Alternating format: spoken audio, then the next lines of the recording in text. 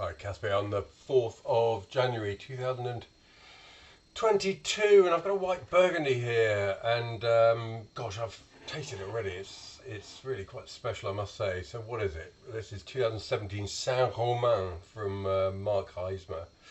What's the story there? Well, Saint-Romain, a lesser known village, I think many people who are into white burgundy might have heard of Saint-Romain and perhaps have never tasted an example, and perhaps won't have heard of Saint-Romain at all. But I think as the big communes, the big tickets in Burgundy becoming ever increasingly expensive, appellations like Saint-Romain, Montelly, Marange will become an increasing focus, and of course the Côte Chalonnaise further south. Mark Haisma is an Aussie who's been in Burgundy for some years. He used to make the wine for many years at Yarra Yering in the Yarra Valley under Dr. Bailey Carradus. And well, let's have a look at it. So this is just labelled Saint-Romain. I know in previous vintages, Mark buys in fruit from various growers, and his market changes year on year. So some years he'll be able to buy fruit from one grower and the next not. So his sources of fruit change. So sometimes this wine, in some vintages, it's labelled Le Jarron, which is a particular lieu-dit, a particular vineyard in Saint-Romain. This is a blend of two. It's Jarron and something else, and I can't remember what the other one is. But there we are, just 13%, which in this day and age comes across as really very modest. I must say, and it's a pretty thing in the glass. I mean, it's bright canary yellow, sort of bold, but pale but bold. It's got a real positive colour to it. Let's have a smell.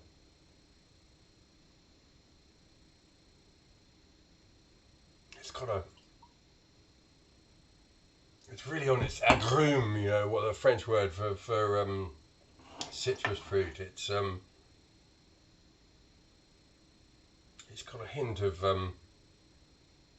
lemon verbena, but very much lemon fruit and a slightly green orange thing. A hint of toastiness about it, just a hint. But this slightly herbal touch and this lovely citrus cut and definition. It smells absolutely delicious. It's got something of a hint of the lemon meringue pie about it. I don't know whether it's a very slight Lees character, but this is often a Lees character will obfuscate the precision of a set of aromas, and it certainly hasn't here. It's very clear cut and very precise. It's got a distinct pine character.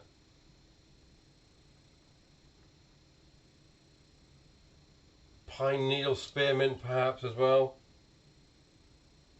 Smells fabulous.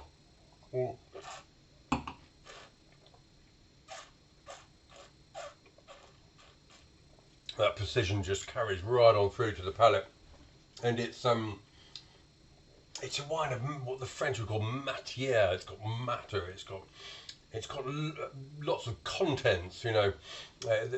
Matière was always described to me by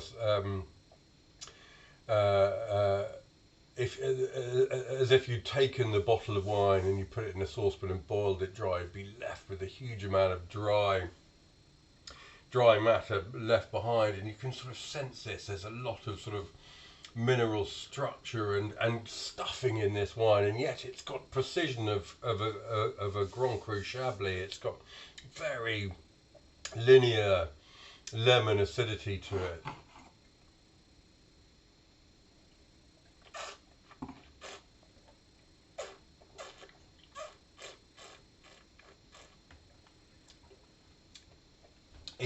It walks a tightrope of balance. It's this linear acidity and this stuffing, this matter.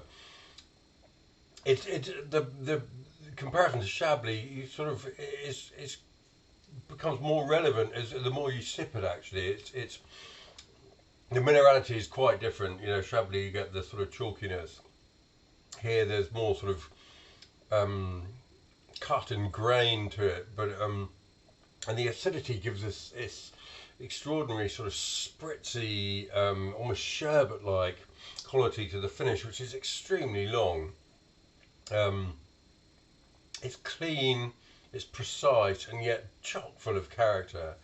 And this is a Saint Romain at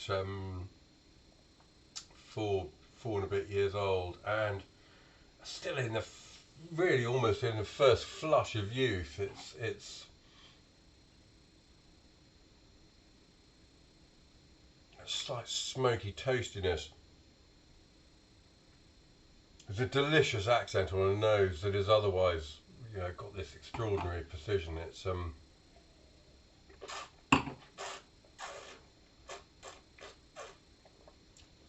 wow. I mean, that's everything I want in a white Burgundy. Really, it's invigorating, refreshing. Makes me want to eat something actually, which is always a good sign. Appetizing, delicious, above all, and really rather fabulous. Great, there we are. That's been 2017 Saint Romain Blanc from Mark Haisma. A lovely, lovely thing. Enjoying every mouthful.